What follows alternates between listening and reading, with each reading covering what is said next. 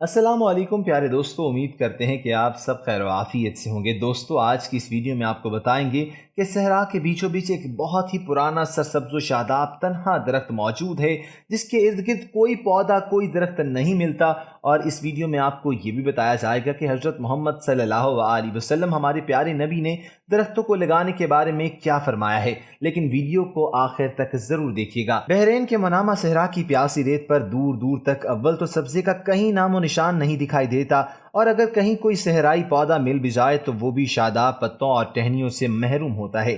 لیکن اللہ کی قدرت دیکھیے کہ اس لکودک صحرا کے بیچوں بیچ ایک تنہا درخت کھڑا ہے، اور وہ بھی ایسا سرسبز و شاداب جیسے صحرا میں نہیں، زرخیز میدان میں ہو۔ مقامی لوگ اسے شجر الحیات یعنی زندگی کے درخت کے نام سے بھی جانتے ہیں، اور یہ درخت گزشتہ 4 صدیوں سے اس خشک صحرا میں یوں ہی سرسبز و شاداب نظر آ رہا ہے۔ اس درخت کی تقریباً بلندی کی اگر بات کریں تو 32 فٹ اور پھیلاؤ کئی درختوں کے برابر ہے۔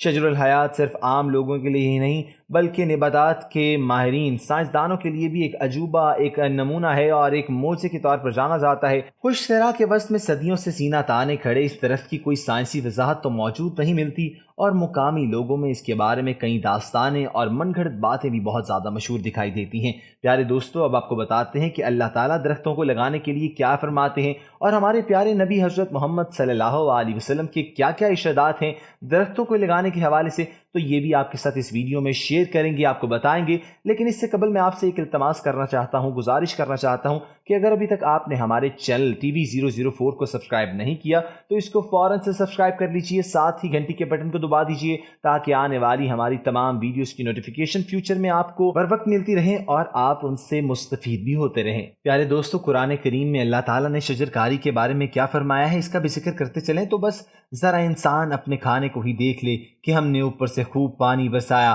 پھر ہم نے زمین کو عجیب طرح سے پھاڑا، پھر ہم نے اس میں غلے اگائے اور انگور اور ترکاریاں اور زیتون اور کھجور اور گھنے گھنے باغات اور میوے اور چارہ، سب کچھ تمہارے اور تمہارے مویشیوں کے فائدے کی خاطر۔ اللہ تعالیٰ نے تفصیل سے درختوں اور جھاڑیوں اور پودوں کا ذکر اس طرح سے بھی کیا ہے کہ اسی طرح مختلف آیات میں باغات، کھیتوں اور پھل کی مختلف اقسام کا بھی ذکر ہے، جس سے یہ ثابت ہوتا ہے کہ پودے اور درخت اللہ تعالیٰ کی نعمتوں میں سے ہیں۔ ایک اور جگہ یہ بھی بتایا ہے کہ اللہ تعالیٰ نے درختوں اور ان کے نظام کو اپنی نعمت قرار دیا ہے۔ اللہ تعالیٰ درختوں اور دیگر اشیاء کے سائے کا بطور احسان تذکرہ اس طرح سے بھی کرتے ہیں، اور اللہ ہی نے اپنی پیدا کی ہوئی چیزوں سے تمہارے لیے سائے پیدا کیے ہیں۔ ناظرین و سامعین، جنگلات اور آبادیوں میں موجود سرسبز و شاداب درخت ماحولیاتی کثافتوں کو اپنے اندر جذب کر لیتے ہیں۔ اسلام میں درختوں کو کاٹنے سے بھی منع کیا گیا ہے، اور حتیٰ کہ جنگ جیتنے کے بعد اس علاقے میں بھی درختوں کی کٹائی سے منع کیا گیا ہے، اور درختوں کی حفاظت کرنے کی تلقین بھی کی گئی ہے، جبکہ درخت لگانے کی ترغیب دی گئی ہے۔ اور اسلام ہمیں کیا کہتا ہے؟ اسلام ہمیں یہ کہتا ہے کہ کھیتوں اور پودوں کو برباد کرنا منافقین کا شیوہ ہے۔ اللہ تعالیٰ نے درختوں کو زمین کی زینت قرار دیا ہے۔ درختوں اور پودوں کی وجہ سے آسمان سے پانی بھی برستا ہے، درختوں سے جانداروں کو آکسیجن ملتی ہے اور ہواؤں میں اعتدال پیدا ہوتا ہے اور درجہ حرارت میں کمی آتی ہے۔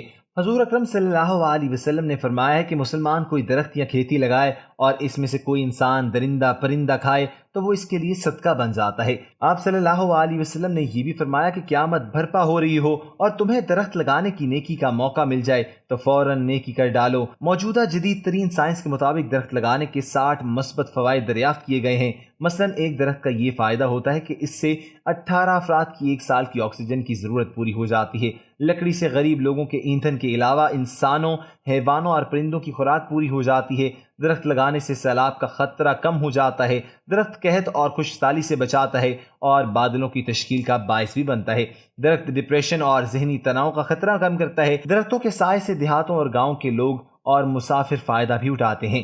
درخت ماحول میں خوبصورتی بھی پیدا کرتے ہیں، تو ہمیں بھی چاہیے کہ ہم زیادہ سے زیادہ درخت لگائیں، اپنے ماحول کو اچھا بنائیں، اپنی آب و ہوا کو اچھا بنائیں، کیونکہ درختوں سے بہت زیادہ آکسیجن نکلتی ہے جو انسانی صحت کے لیے بہت مفید سمجھی جاتی ہے۔ پیارے دوستو، یہاں پر میں اپنی ویڈیو کا اختتام کرتا ہوں اور آپ لوگوں سے گزارش کرنا چاہتا ہوں کہ اگر ابھی تک آپ نے ہمارے چینل ٹی وی 004 کو سبسکرائب نہیں کیا تو اس کو فوراً سبسکرائب کر کے ہمارے پکے سبسکرائبر بن جائیے، تاکہ آنے والی ہماری فیوچر میں جتنی بھی ویڈیوز ہیں فیوچر میں آپ کو ملتی رہیں اور آپ ان سے مستفید بھی ہوتے رہیں۔ اپنا خیال رکھیے گا۔ اللہ حافظ۔